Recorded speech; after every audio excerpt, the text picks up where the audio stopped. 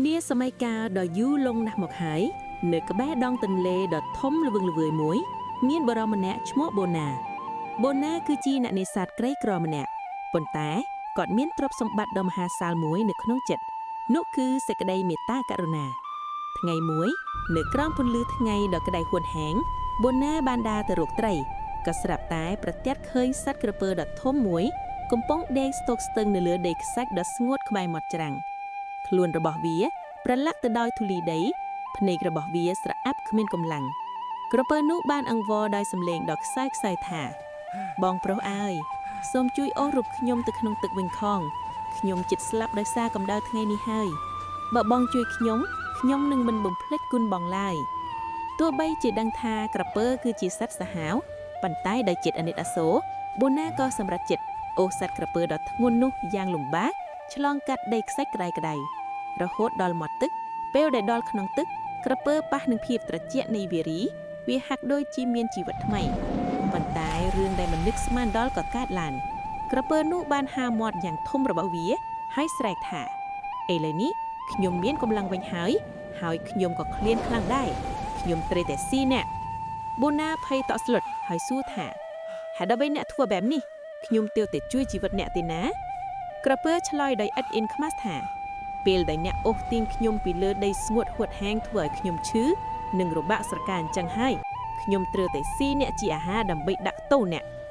ដើម្បីភាពយុត្តិធម៌បូណាក៏សូមឲ្យក្រពើទៅសួរយោបល់ពីអ្នកដទៃជាដំបូងពួកគេបានទៅសួរសត្វគោបានតបទាំងទឹកភ្នែកថាកាលខ្ញុំនៅមានកម្លាំងមនុស្សប្រាខ្ញុំឲ្យភ្ជួរស្រែរែកពុនយ៉ាងធ្ងន់ធ្ងរប៉ុន្តែពេលខ្ញុំចាស់ជរាគេបោះបង់ខ្ញុំចោលមិនទាំងរកស្មៅឲ្យខ្ញុំស៊ីផង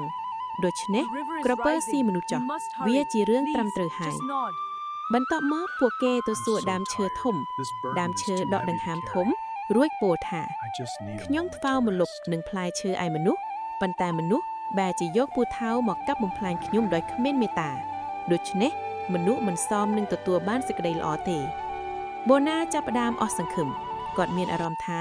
សេចក្តីល្អរបស់គាត់ពិតជាគ្មានតម្លៃមែនឬភ្លាមនោះសត្វទន្សាយដ៏ឆ្លាតវៃមួយក្បាលបានលោតមកដល់បន្ទាប់ពីស្ដាប់រឿងរ៉ាវរួចទន្សាយធ្វើជាមិនជឿថាក្រពើដ៏ធំអាចជាប់នៅលើដីស្ងួតបាននោះ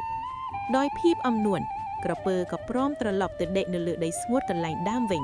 ដើម្បីបង្ហាញទន្សាយពេលដែលក្រពើនៅឆ្ងាយពីទឹកនិងអស់លទ្ធភាពនឹងដេញតាមទន្សាយក៏ស្រែកប្រាប់បូណាថាបងប្រុសវាយឲ្យក្រពើងាប់ឡើងនេះហើយគឺជាឱកាសរបស់អ្នកឯងបូណាក៏ប្រញាប់កាន់ដំបងវាយសត្វក្រពើរហូតក្រពើដាច់ខ្យល់ស្លាប់បាត់ទៅ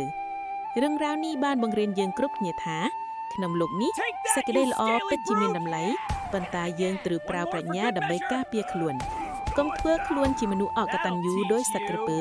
ដែលបំភ្លេចគុណអ្នកដទៃព្រោះចុងក្រោយនឹងត្រូវវិនាសដោយសារអំពើរបស់ខ្លួនហើយចងចាំថាពេលខ្លះប្រាជ្ញាអាចយកឈ្នះលើកម្លាំងបាយបានជានិច្ច